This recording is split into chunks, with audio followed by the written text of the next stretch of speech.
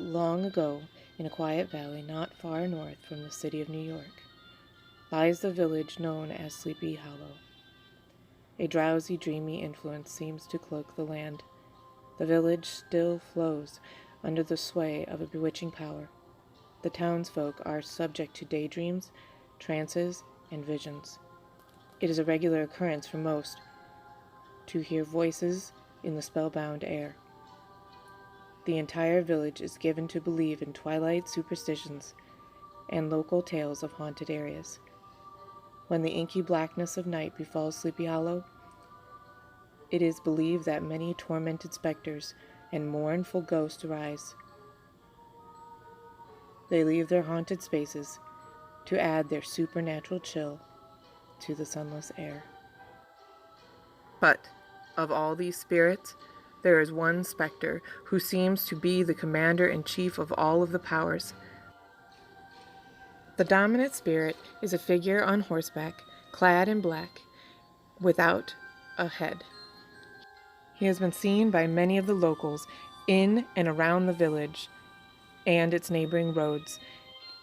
And this ghost, who rides at midnight, he is known as the Headless Horseman of Sleepy Hollow.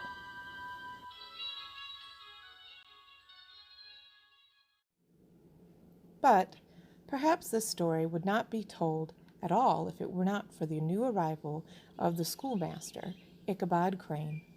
He was tall and lanky, an almost goofing-looking fellow, with narrow shoulders and huge arms that hung past his sleeves.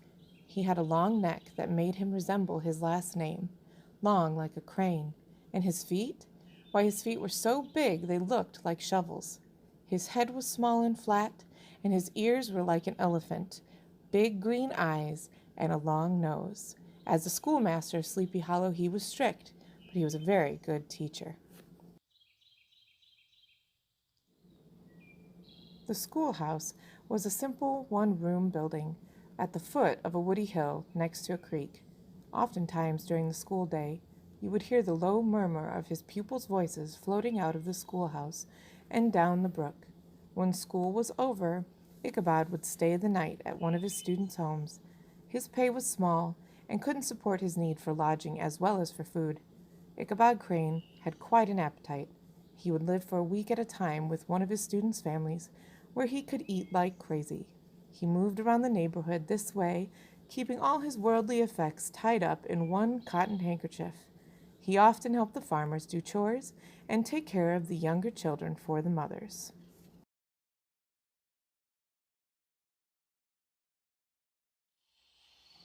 Ichabod loved to gossip, and he loved the scary stories the people of the town would tell even more. The townspeople told such frightening stories that Ichabod began to believe he was living in the most haunted place in the entire world. He heard stories of demons and goblins at every fireside. He began to be afraid to go out after dark. Ichabod was a very superstitious fellow, and he kept a copy of the history of New England witchcraft. At night he would gather with the local women and read them excerpts from his well-loved novel. Afterwards, however, he would have to walk back to the farmhouse he was staying at. At night it seemed all manner of fearful shadows tormented Ichabod during his walks through the blackened woods, for it was assured by everyone in the village that the woods were indeed haunted.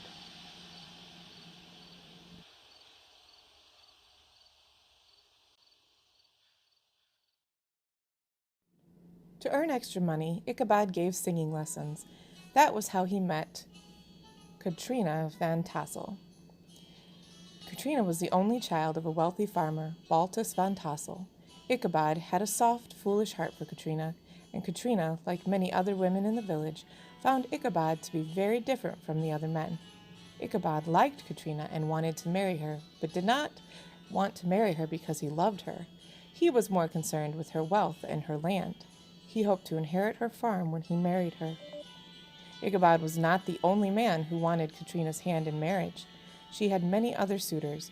One was the burly Abraham von Brunt, nicknamed by the townspeople Brom Bones. He had spent years trying to win Katrina's love. and Katrina had spent years playfully avoiding him. Brom Bones was the hero of the community. He was a rough woodsman, always ready to pull a prank or to get in a fight.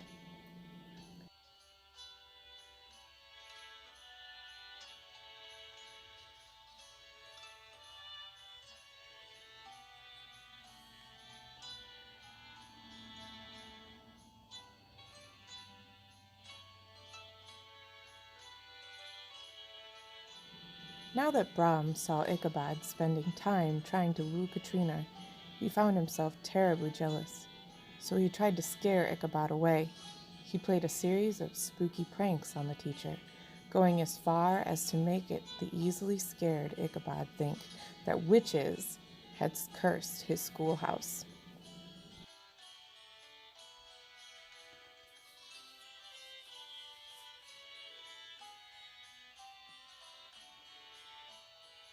One day, a servant delivered a personal letter to Ichabod at the school. It was an invitation to the Van Tassel's annual fall party. In his overwhelming joy, Ichabod dismissed the children. He wanted plenty of time to get ready.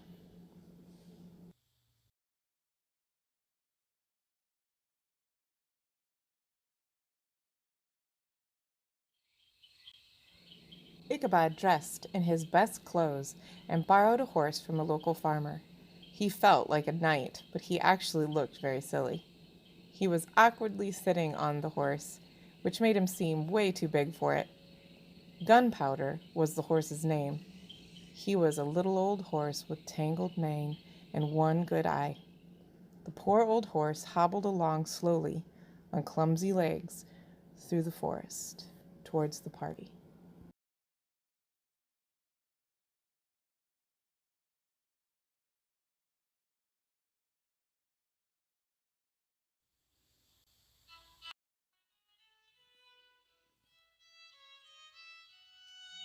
Upon arriving at the Van Tassel mansion, Ichabod was greeted by Mr. Van Tassel himself.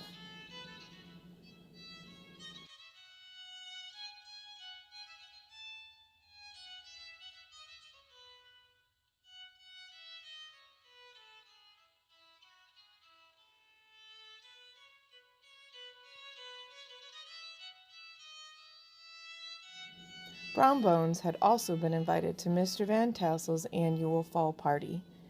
He was not very excited to see that Ichabod had also been invited.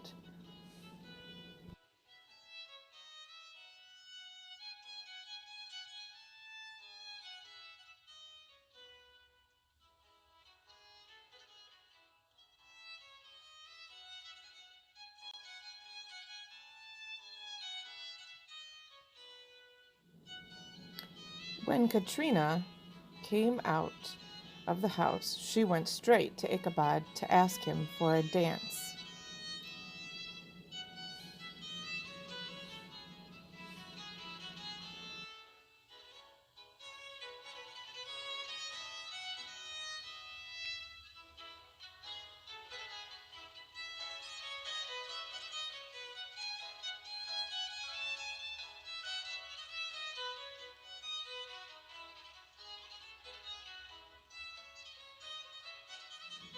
This made Brom furiously jealous, especially because Brom didn't know how to dance.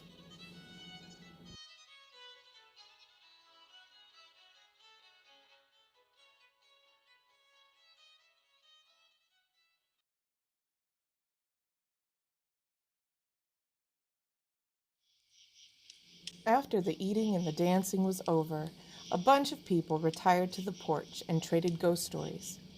Soon everyone was talking about the most famous local ghost, the Headless Horseman. The Headless Horseman had chased other townsfolk in the woods near the old Dutch church cemetery, all the way to the nearby bridge where he would stop.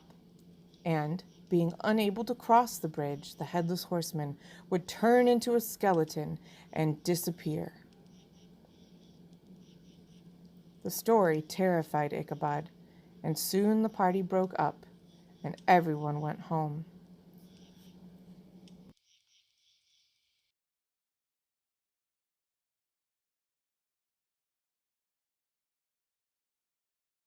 Katrina bid Ichabod farewell, and he left the party with a disappointed demeanor and his head held low.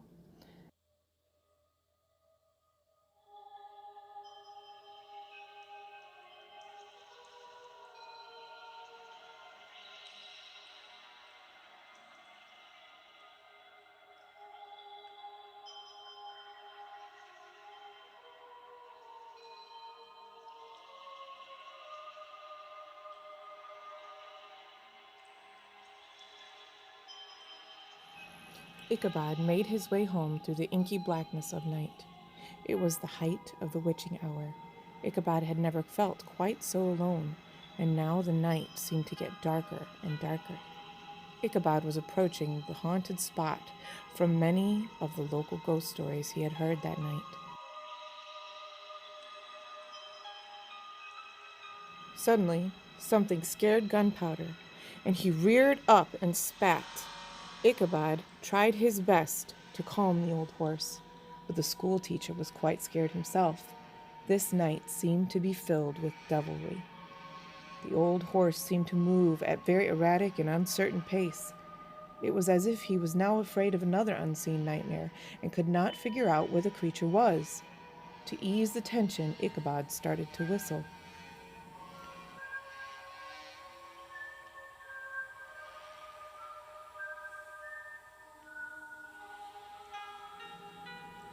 Gunpowder slowed almost to a halt, and then, traveling right beside Ichabod was something huge, misshapen, black and towering. Ichabod turned and looked. It was the Headless Horseman.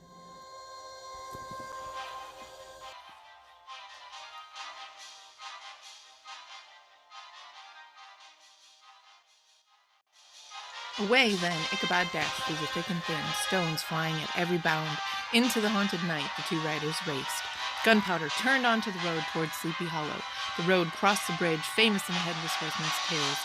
Gunpowder thundered across the bridge. Ichabod turned to look behind him. The Headless Horseman threw his decayed head across the bridge, and it struck Ichabod Crane's skull like a cannonball. Off his horse he fell.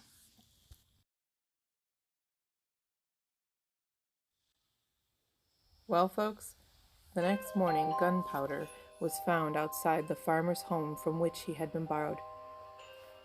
Ichabod was nowhere to be found. A search conducted, and his trail was followed from the old bridge.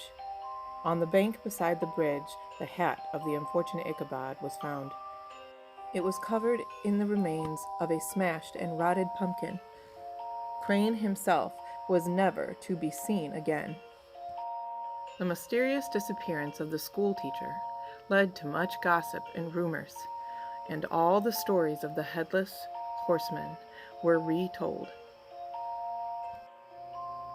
Brom Bones married Katrina soon after, and whenever the subject of the strange vanishing of the school teacher was brought up, Brom would laugh heartily. As for the old country wives, they insisted that Ichabod Crane was carried away by supernatural means. And the story was passed on. It is to this very day a favorite around the neighborhood fireside. And it will continue forevermore to be the legend of Sleepy Hollow. The end.